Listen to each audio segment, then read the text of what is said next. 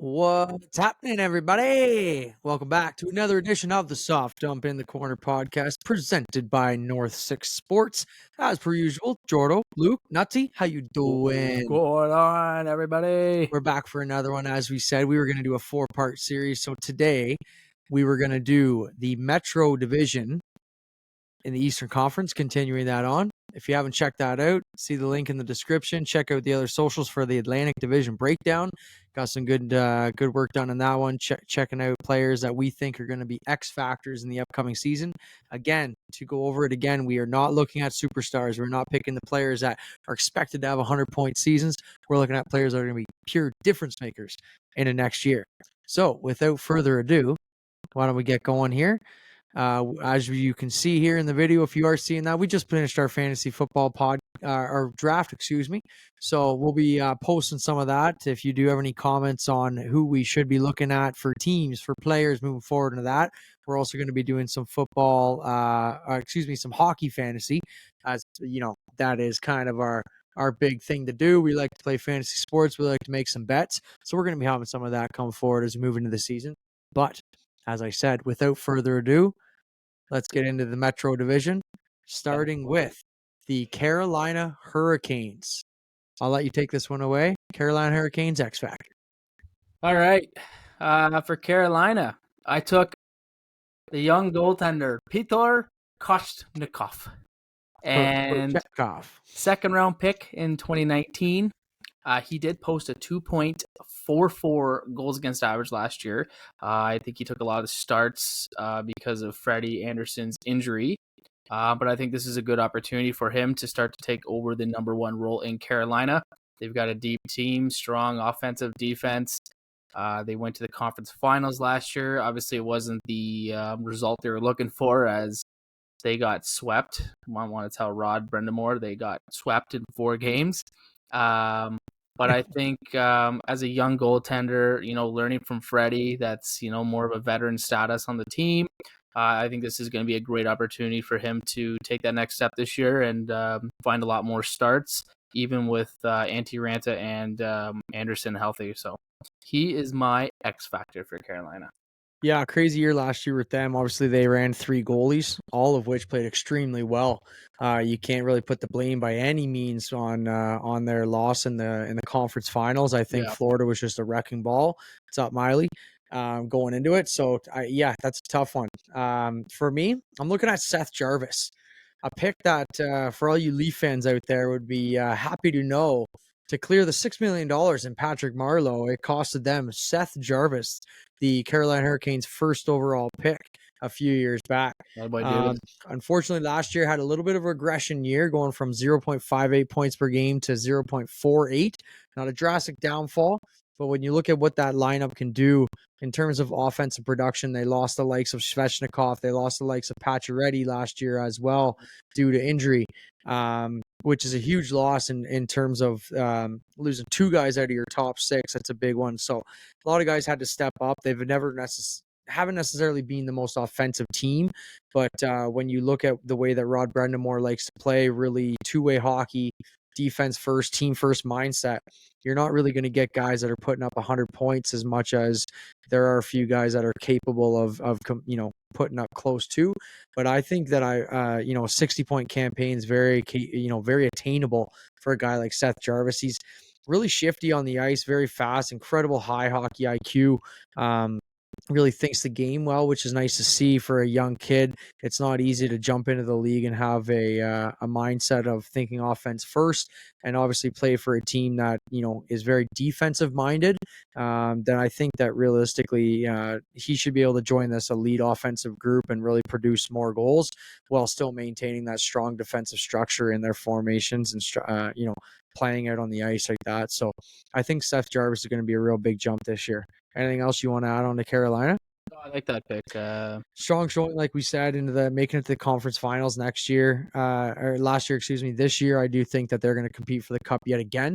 For a group that is kind of put together, and they have a lot of guys that they've traded for on that back end on the forward group as well. So they're a team that you just got to keep a lookout for. I don't think that you can discredit what they did last year. I think they all know it was a big successful year, and it's only something that they'll grow on. Absolutely. I wouldn't even be surprised if you see that rematch again. They're going to get their revenge. I wouldn't even be surprised to see the Devils back in the Eastern Finals again with that strong core. So could be a good matchup. That's obviously a hot take, but they're both solid teams, and I'm sure we're going to get talking to them later, but we'll move on. Right on. All right, so moving on over to the Columbus Blue Jackets. Tough season last year. Certainly dealt with a bit of injury, dealt with a lot of high expectation that went wrong for many players. I don't think a lot of guys truly stepped up. Of course, the likes of Johnny Gaudreau signing that big massive deal coming in over from Calgary. The likes of Patrick Laine coming in and having a downfall year. Losing a couple of their big players. If you're going to look at the Blue Jackets there, obviously freshly or newly hired, I should say, Mike Babcock coming in. So a guy that really doesn't take any crap. He's going to demand an awful lot. He's always had a good history of his teams doing really well. Most recently, of course, with Toronto. Thanks for all your money. So that's just something that that could also be a game changer for them. They've got a strong goalie as well in the back end. So who's your Columbus Blue Jackets X factor this season? Yeah, no, they got a good young team. Obviously, they got time, to develop. As we all saw, they drafted Adam Fantilli. I actually think a lot of people thought maybe Fantilli was going to go number 2. One of very few players. I think he won the Hobie Baker. There's a couple other factors in there. I can't remember, but a Hobie Baker winner just on his own is very impressive in college hockey. But looking at his teammate in Kent Johnson, is my X factor for Columbus. 5th overall pick in 2021. He's a winner wherever he goes. He's got the golden goal for World Juniors. Obviously a big moment for Canada to take home gold. But just a gifted player offensively, as we could all see his highlights. He's only getting better. He's still very young.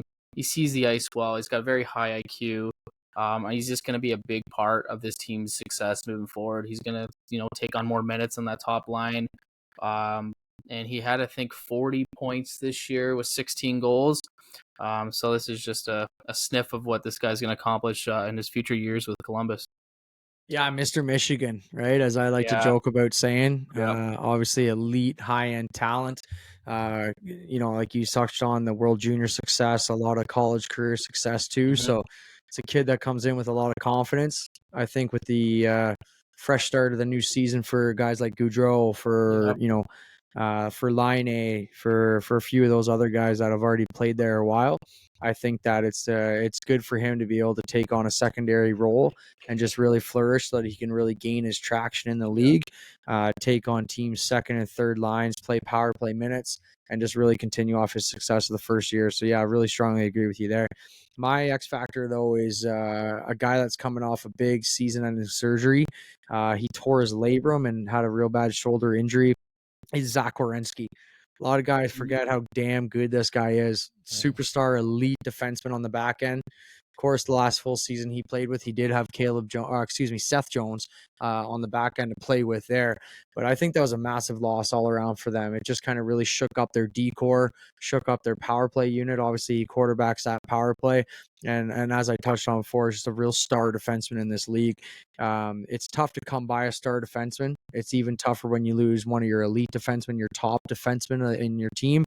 That really just puts a lot of pressure on the rest of your defensive core, puts a lot of pressure on your forwards to make up for that, come back deeper in your zone. If you're not getting those smooth breakouts, if you're not getting that quarterback on the power play, your goal production goes down, your goals against tends to go up as well.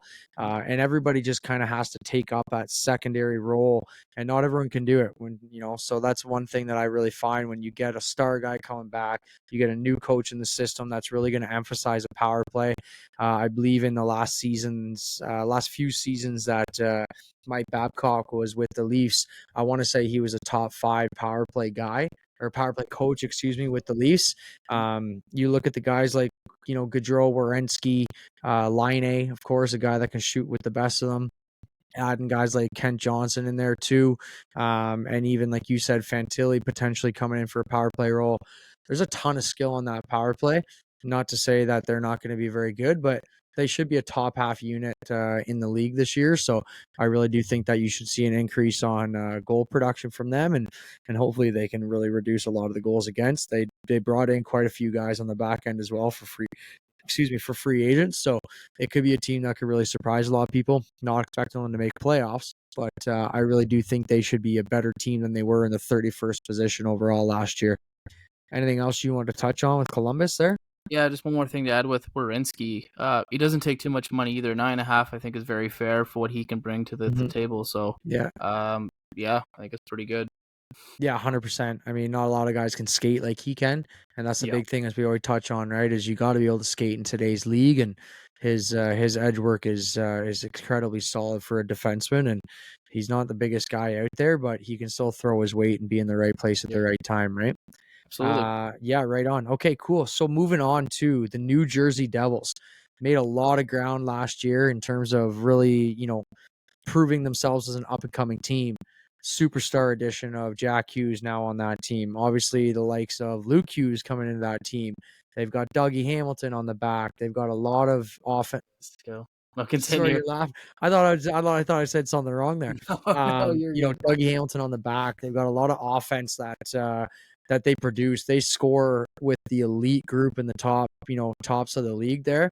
They're so fast as well. You look at that team in terms of first line, second line, third line, bring a ton of speed.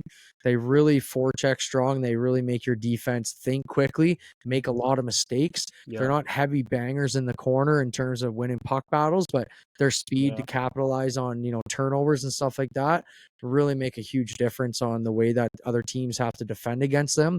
And the way that the other teams have to match up. So just kind of without going into too much detail there, who's your X factor for the New Jersey Devils this year? Yeah, before I even jump into that, and it looks like New Jersey is moving really quick in their rebuild process, and obviously now they're in a contender mode. Trading Sharon Govich for Tyler Toffoli was us like just a message to the team, like, we're gonna win a now situation. You're getting a goal scorer who can produce right now rather than waiting on Sharon Govich, who is still a decent hockey player.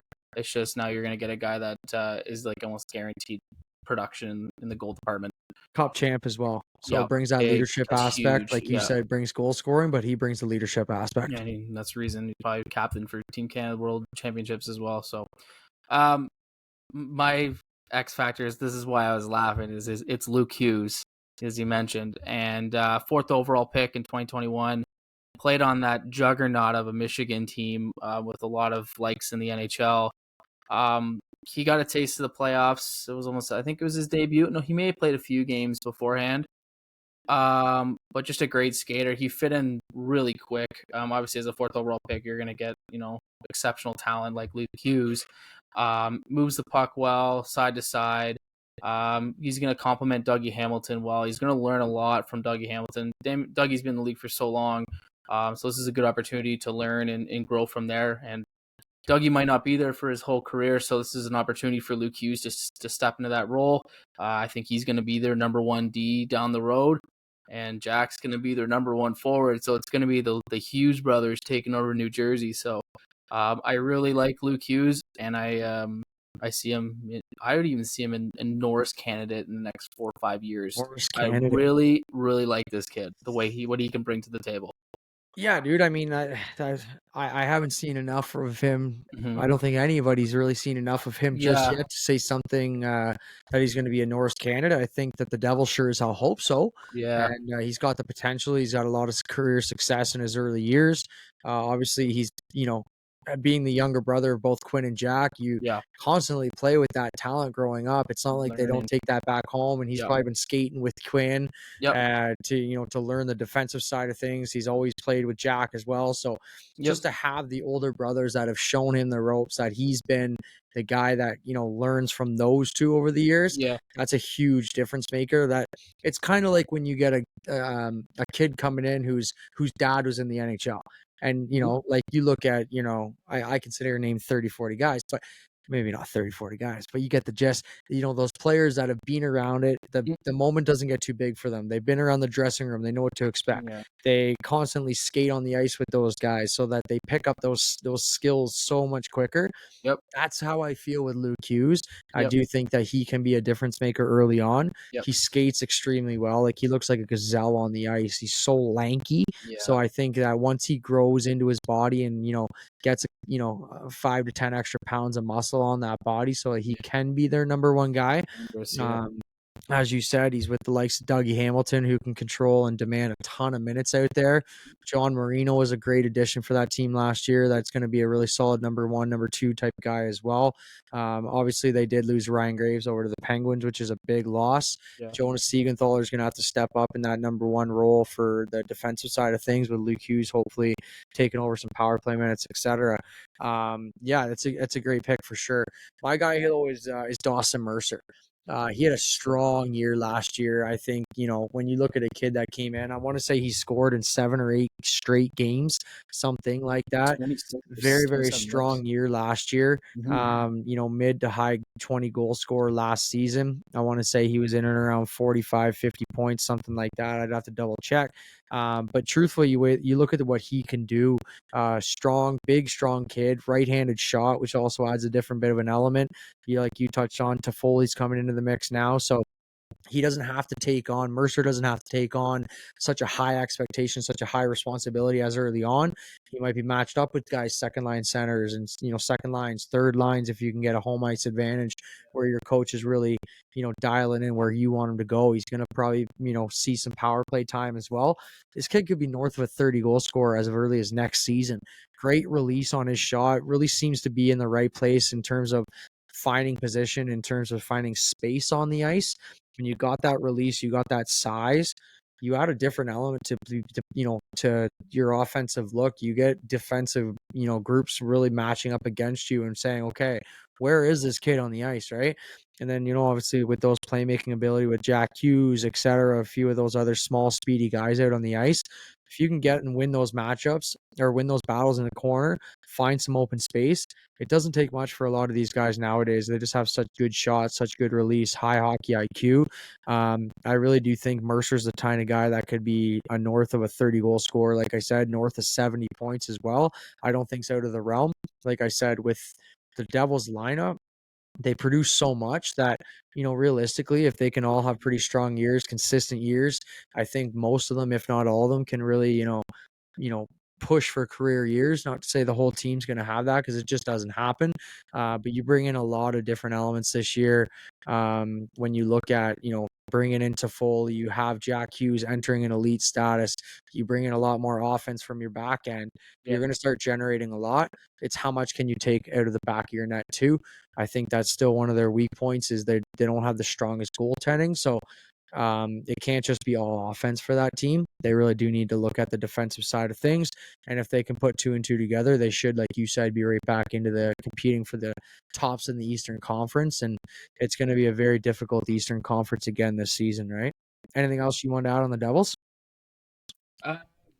You touched base on it.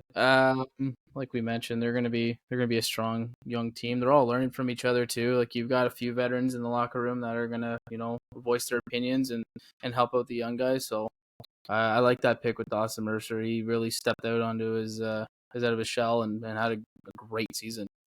Yeah, for sure. And we can't even forget, and we didn't even touch on the addition of Timo Meier coming in from last season as well. So I think that's also a big element, where you get another guy in there that's going to just take the reins of, hopefully scoring more goals and being a guy that is more relied on there. So it just opens the ice even that much more for guys like Mercer and a few of those other guys, Toffoli, etc.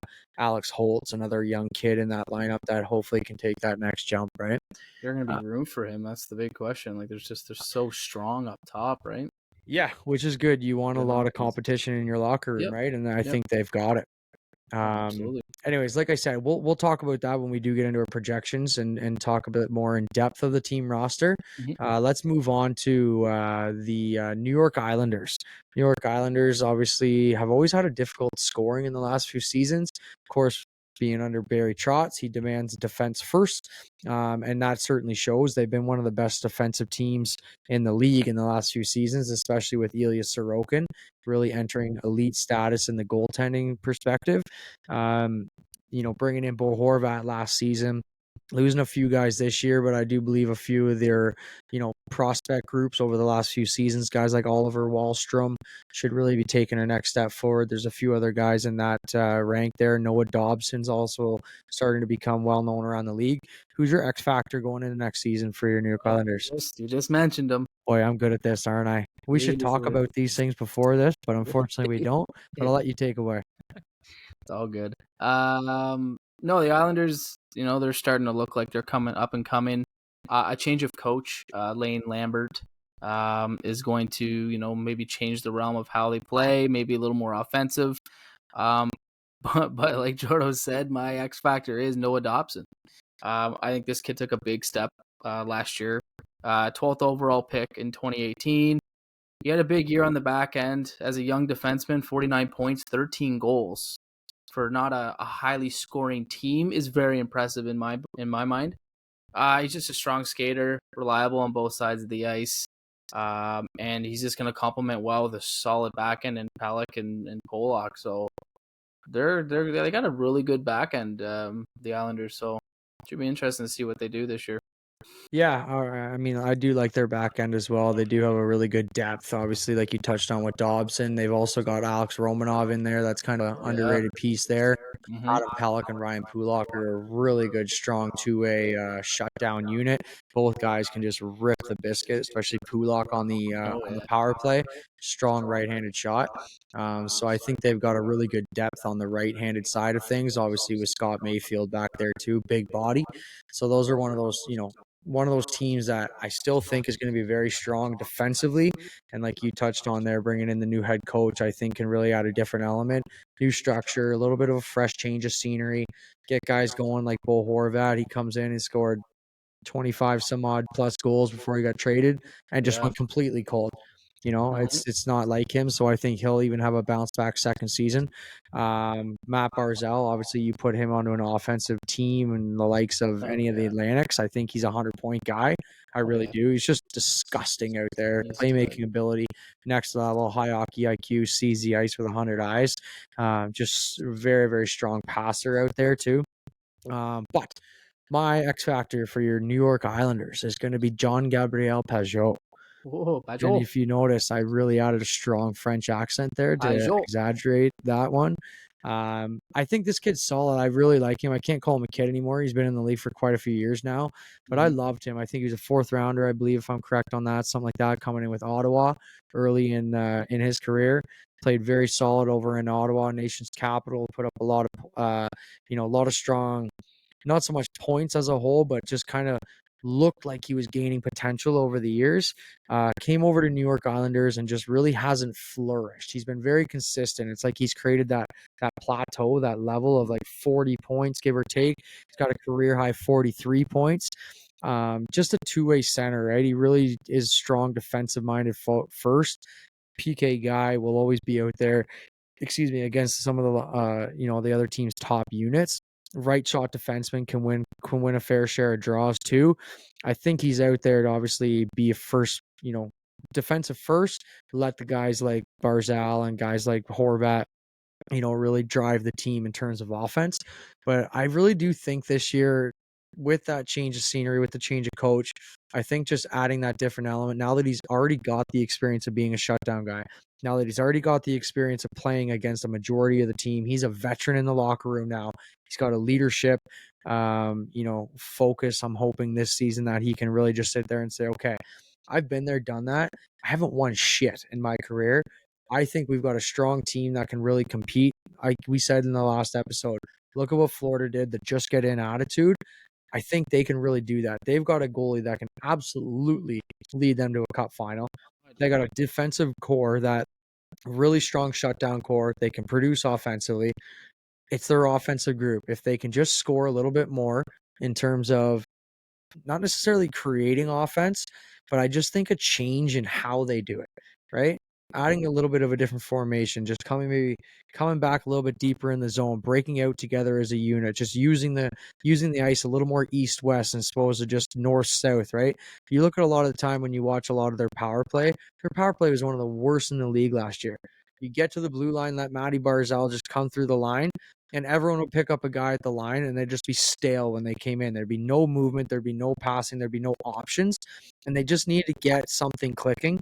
And I think just not necessarily Jean Gallo that's going to be the guy to do it, but I think just in terms of overall offensive production 5-on-5, if he can reach that 50-point plateau, I'm asking 7 more points on his career high average.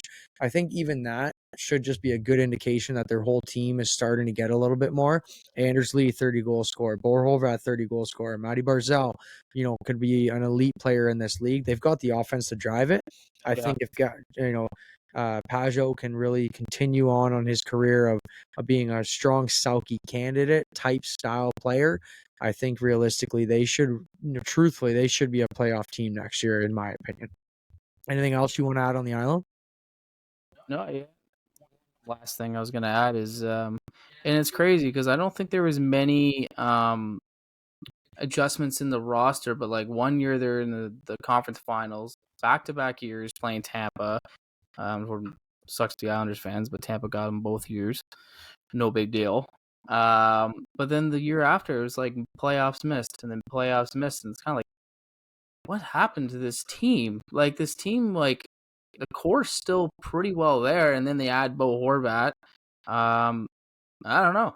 I don't even have answers for you. Well, I'll even go one up on better than that one. There was a team, I don't know if you ever heard them, called the Florida Panthers that finished as the President's Trophy 2 years ago, and nobody thought they were even going to make playoffs this year. They squeezed in 8th, and, well, they made it to the Cup final. So, just like you said, you can't count out a team like that because they can bring it at the best of times, and if it comes clicking that they make the playoffs, if they can put together 2 months of good hockey, like you said, you might find them competing for the Eastern Conference championships, and who knows, it could be even more than that, right? Why don't we continue on, jump over to the other side of the Battle of New York, and we'll go to the New York Rangers. Team that had a lot of shakeup last year. They brought in a lot of key veterans, a lot of sexy names, if you will. Patty Kane, Vladimir Tarasenko, both of which I don't believe are going to re-sign. Of course, we know Tarasenko's signed in Ottawa. But we learned pretty quickly that bringing in all that elite talent doesn't necessarily always, prove that it's worth it. It doesn't always prove success. They still have a ton of offensive talent in there with the likes of Panarin, Zibanejad, really taken a step forward in the last few seasons there. Certainly a lot of young core players, Adam Fox on the back end too, an incredible goaltender in the back there as well. So who's your take on X Factor for your Rangers, the Rangers? I think everyone's going to laugh at me. I really... Yeah, this is going to be... Might as well put me in a comedy show right now after this pick. But it's just... I can't see why it's not happening. But mine is Alexis Lafreniere. So, yeah. So get your laughs out now. But honestly, I ain't laughing. 2020, he's a first overall pick. All the talent in the world. All of it. When in World Juniors, he was sick. He was the next, greatest thing. Generational talent. And then he got to the Rangers. At first, I don't think the Rangers were, the best fit for him. They were really strong up front, hard to make the top of the lineup. But I think either this year or next year, I think this is going to be a bounce back year. He signed a contract. I think he got about 2.3, 2.4 million for 2 years. I think he's going to crack that top 6 this year. His career high is 16 goals, 23 assists. He did average about 15 minutes and 20 seconds last season on ice. So you can see he was cracking in and out of that top 6, but he's just got to find more consistency in that top 6. And I think we're going to start to see what we're hoping to see in Alexis Lafreniere. So fingers crossed. I just want to see this kid succeed because he is just highly, highly skilled. Yeah, 100%. I mean, just a final touch on that particular thing. I think the biggest thing with him is it's a lack of confidence.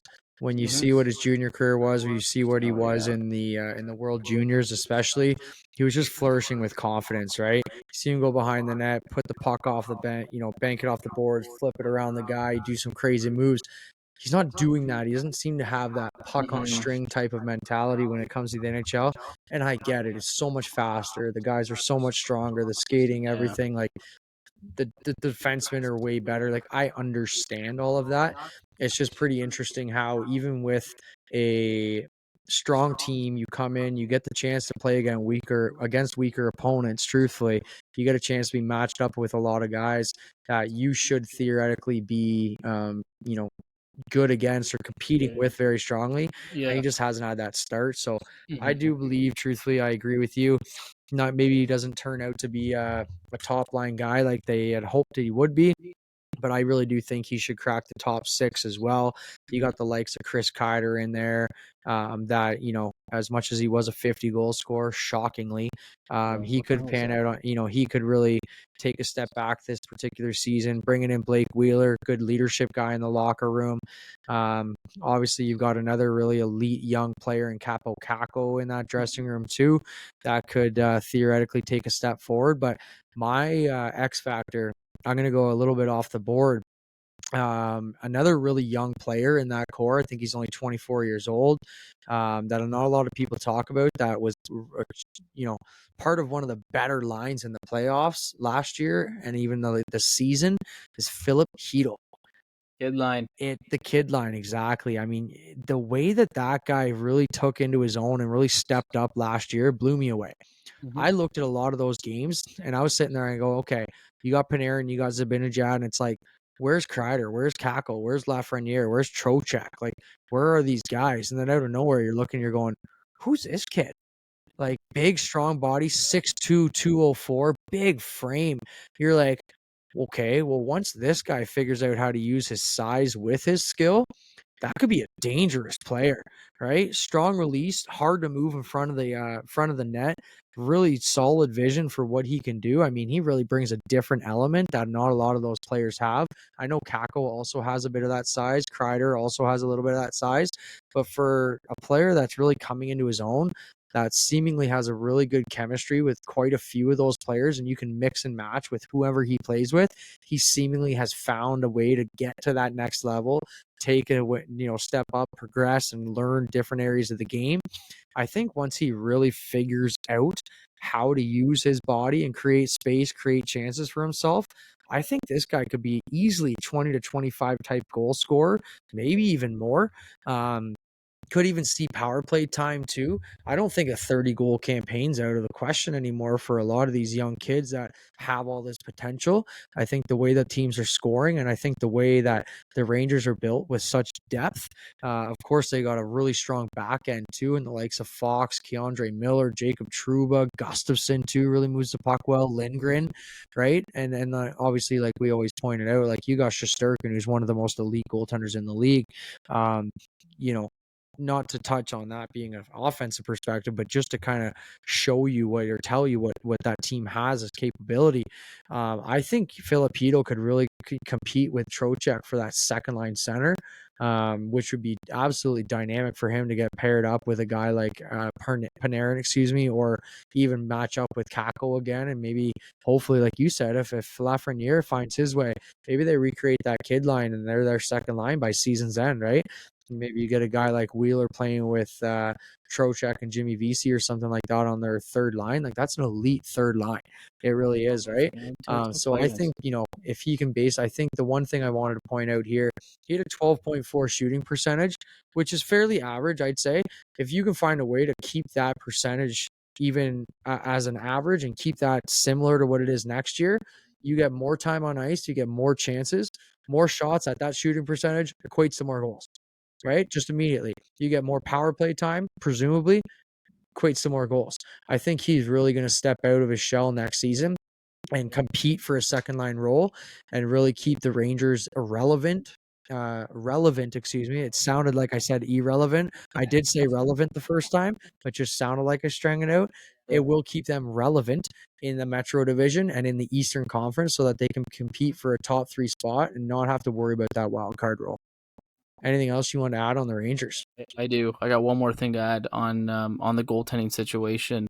With Shesterkin, obviously he took in a lot of starts last year and maybe saw some fatigue partway through the season. Bringing in Jonathan Quick as a backup option for the Rangers is such a solid decision by management.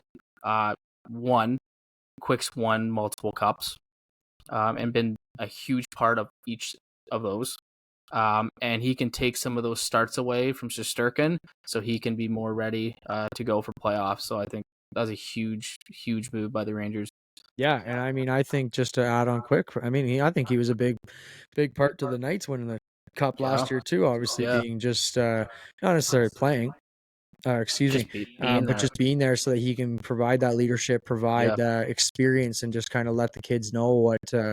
I mean, I can't really call most of those goalies kids anymore, but letting them know what to expect and just giving them the support needed, right? So, yeah, great point on Adam Quick as well. Moving on here to the Philadelphia Flyers.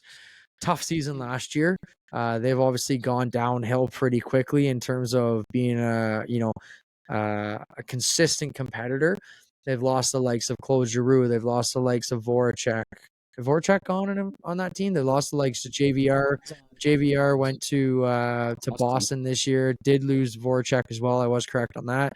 They lost a few of their defensemen as well, obviously with Columbus picking up that left-handed D-man from Philly last year. I'll move on from that. You can find that one out. I'll just quickly look up. But who's going to be your X factor for Philly this particular season? Provorov that I was thinking of. Provorov. My X factor is more of like I'm really wishing he comes back. I think, if I'm not mistaken, I think Sean Couturier. I think he should be ready to go for next season, is what I've been hearing. I don't know if it's 100%. I miss seeing this guy in the league, man. He's just a dynamic two-way forward. He was up with one of the best, maybe top 5 two-way centers in the whole league. He's just had some very unlucky, like bad injuries that have cost him multiple seasons from playing hockey. He's had a career high of 76. He's done that twice. He's a guy that, you can rely on the face-off draws to win in offensive zones, to make good plays, to win hockey games late if you have someone who you can rely on to win that draw in the offensive zone. I hope he's back. They drafted Mishkov. They won't have him for a couple of years. So if they can get a healthy lineup with a new coach, so you get a new culture in that locker room, it's always nice for the NHL to see, when Philly was good, they're always a tough team to play against, and it just makes that battle of Pennsylvania a lot better. Back in the day when you get Giroux versus Sid in the early 2010s in playoffs, nothing was better than watching those two play and get at it. So just hoping to see them play well, and I'm really hoping Sean Couturier can get back to what he was before, because he was a key part of that lineup. Yeah, totally agree. I'm a big Couturier guy myself. It sucks that he's had so many injuries. I think that him being injured had a big reason as to why a lot of those guys are unfortunately have been moved out. I think the management and ownership realized pretty quickly they did need to get into a rebuild and start getting a little bit of a younger core and younger group in that in the locker room there. So I'm going to go off on that and just say my X factor right away here is Morgan Frost. Potential projected as their first line center next year. I know he was drafted as a winger. He was a point production machine back in the OHL with 112 points as his career high in the 17-18 season with the Sault Ste. Marie Greyhounds.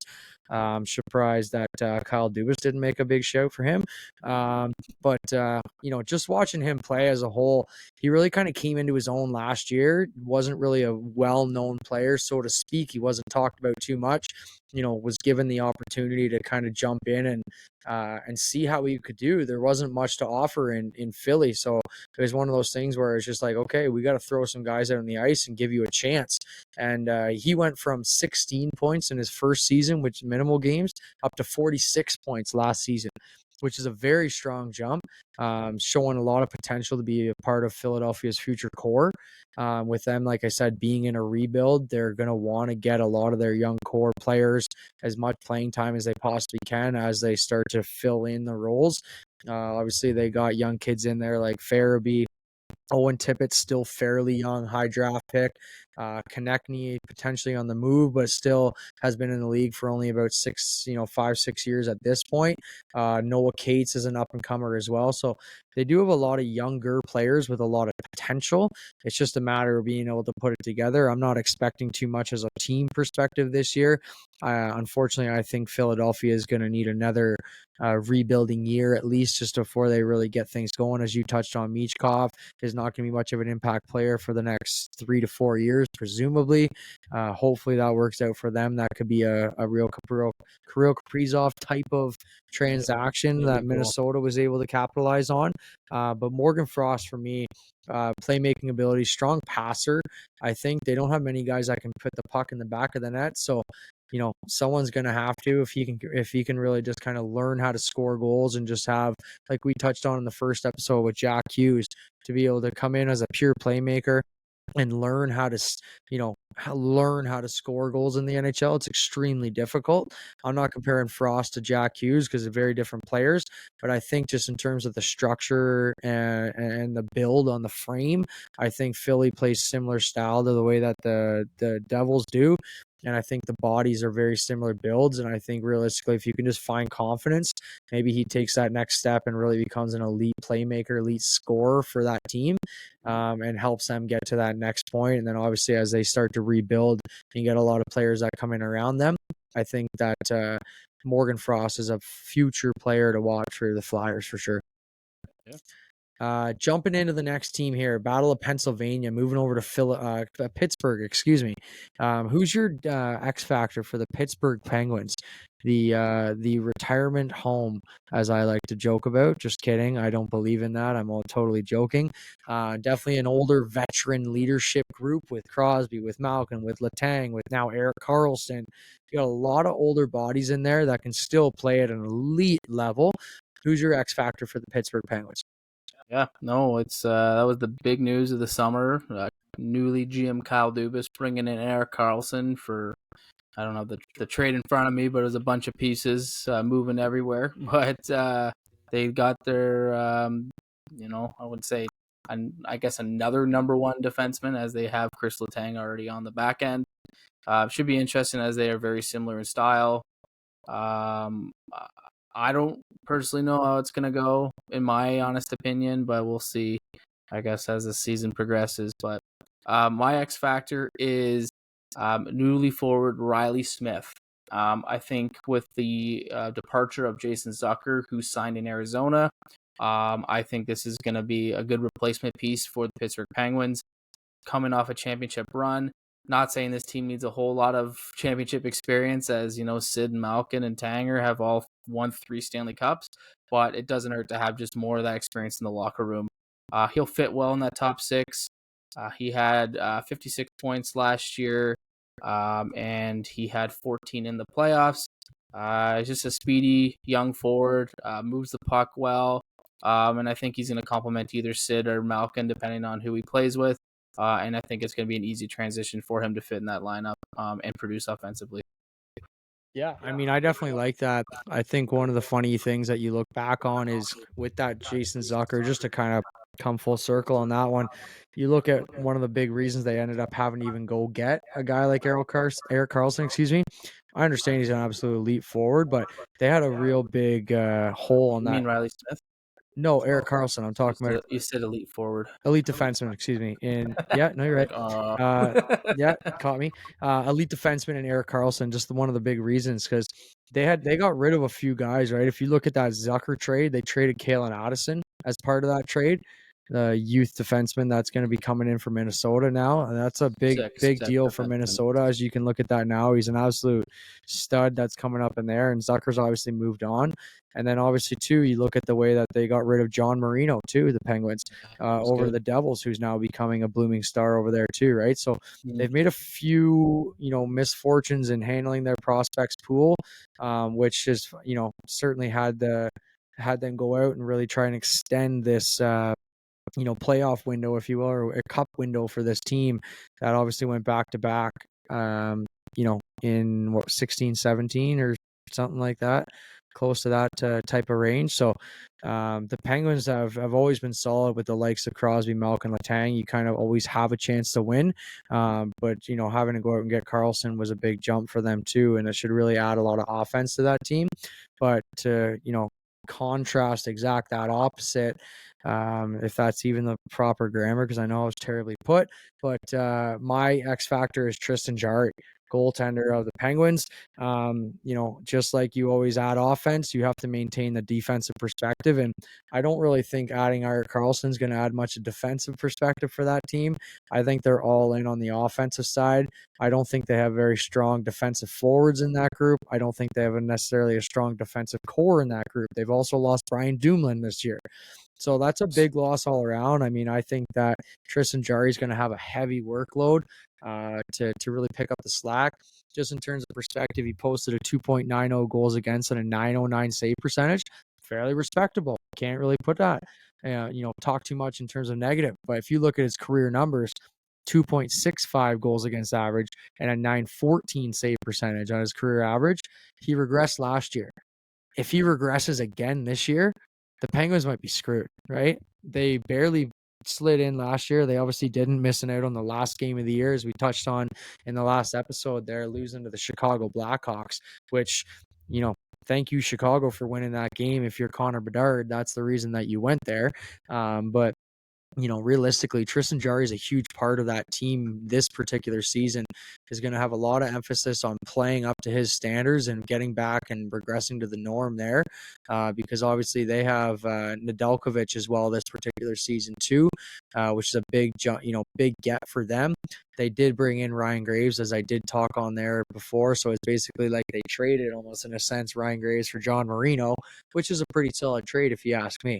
But just as a whole, I do think they don't have too much defensive options, forward or defense there. So it's going to be a really difficult year, I think, for Tristan Jarry. But you know what? Matt Murray won them 2 cups. Can he have the Matt Murray effect? That's, to be seen.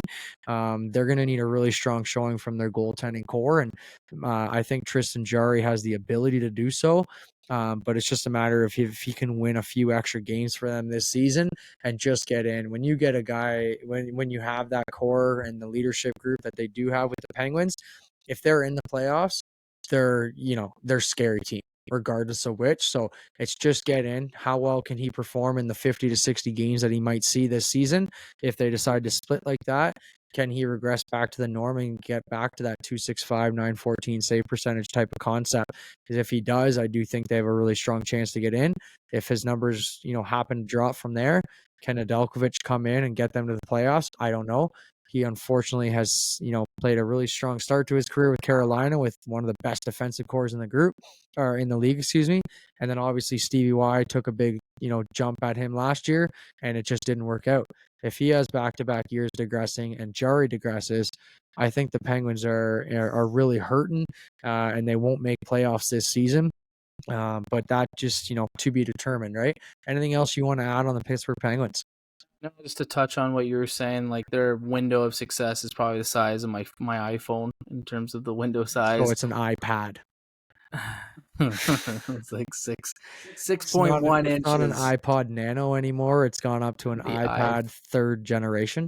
Anyways, no, like you said, it's a huge point on the back end, especially between the pipes. Like Casey DeSmith was moved on to Montreal in that 3-way deal with Erik Karlsson. So they really relied on Tristan Jarry, and then they signed him to I think it was a 5x5. I know it was at least $5 million. Could have been over 4 years. I could be wrong. So Dubas is taking a big chance on him. But you're right. If he does start to digress, then it's like, what do you do?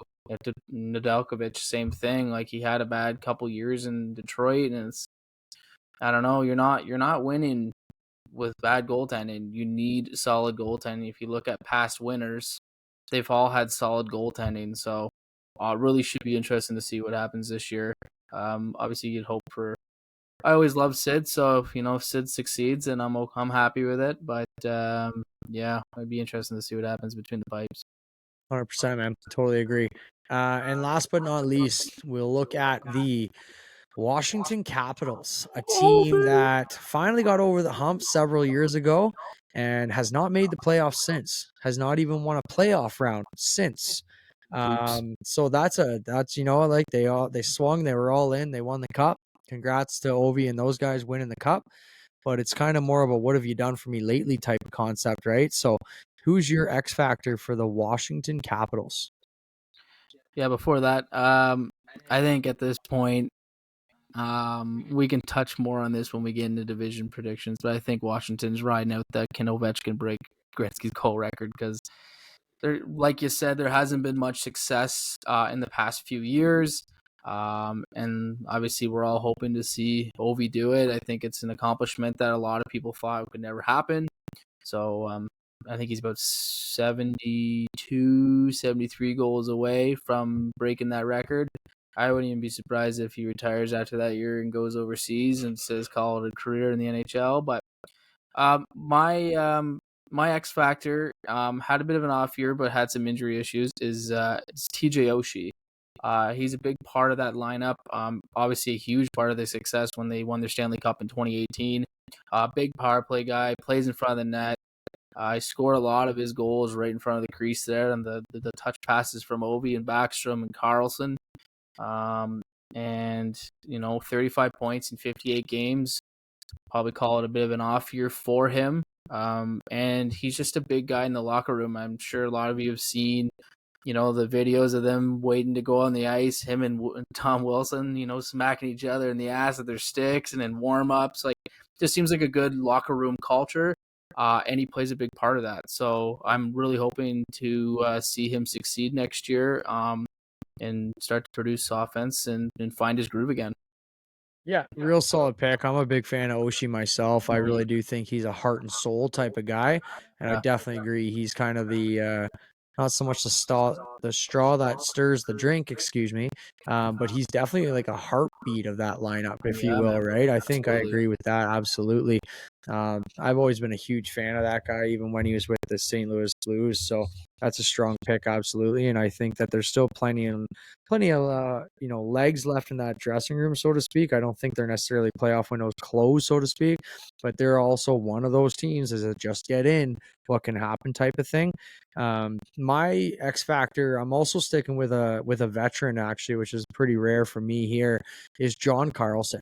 Or John Norris, as Ovi like to say, as his and his 1920 Norris finalist. He's had a bounce back year. Not necessarily a bounce back year last year because obviously he had a shortened season, 40 games, but he still found a way to produce a lot of points. 29 points in 40 games, which is pretty well standard for him. He's pretty well being a point per game type of defenseman in the last, call it 6 or some odd years, close to. He's been absolutely elite in the last few seasons. As I said, only played in 40 games last year, which kind of stunk for them because, as I said earlier, when you lose your star defenseman, much like Columbus, I'm not necessarily comparing the two because obviously Washington's a little bit ahead of Columbus as of last season, but only 33 years old. So just at the back end of his prime, when you lose a guy like that, elite playmaking ability, quarterbacks their power play, plenty of offense to come in from him, can put up close to 15 to 20 goals, or has done so at least 2 to 3 times in his career. You lose a guy like that who just, makes everybody's position kind of filter in appropriately. I think it's a tough loss for them. As I said, he's just a Norris finalist only 4 years ago. Not to say that he's going to get back into form, next season, but he's one of those guys where you can't count that out. Once you get into a flow of the season, you look what Erik Karlsson just did on a team like San Jose. There's no reason to say John Carlson can't be that type of player, for the Capitals again this season. Not as much depth, of course, in that lineup. They did add the likes of Max Pacioretty this season, which I think could be a really underrated pickup if he can stay healthy. But guys like Ovi, Kuznetsov, Backstrom, I mean, those guys know how to put points up. They know how to score goals. It's just a matter now of keeping the puck out of the back of the net. I think that back end certainly is a little weaker than it's usually been. Bringing in Sandine last season was a big jump, giving up a first rounder. Edmondson, Van Riemsdyk, those guys have been around a while, but they don't have that depth that they're used to, of course. But I think realistically, they should be a fringe playoff team. It's one of those guys, one of those teams where they have a little bit of depth on forward with, pretty solid, former first rounders as a whole, but they just don't necessarily have that it factor anymore, it seems. Again, it's a tough division to play in too, when you're playing in that Eastern Conference in particular, but when you're playing in that Metro Division, it's a lot of bigger bodies. There is a lot of bigger bodies to go around, especially with Tom Wilson in the lineup. That you just need to find your playing style and just be able to play every team differently, and that's really difficult for the Caps because they have kind of that one gear go type of focus for that team. It's not really playing different styles per different game.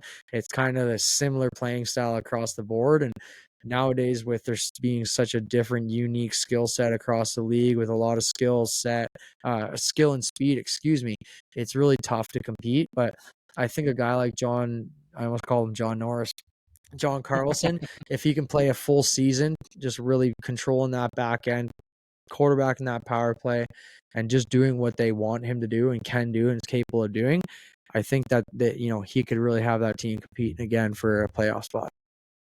Anything else that you want to jump on with the Caps? Yeah, one thing you mentioned finding your playing style, and I think Dylan Strome has found that. He was a third overall pick in 2015, and he was in McDavid's draft. So 2015 to Arizona. Didn't really work out. Couldn't find his groove. He's jumped around to a few locations, but in Washington, posted a career high at 65 points with 23 goals, 42 assists. Found some more playing time in that top six. And is now, he signed his 5-year deal, 4-5-year deal. And now it's given him an opportunity to continue to play with the likes of, Ovechkin, Kuznetsov, and Oshie. So I'm happy to see him starting to succeed in this in the National Hockey League. Yeah, no doubt. Like you said, big jump up when he finally got a little bit of a chance and found a place that he fits in well. Probably meshes well with the team, meshes well with the coach.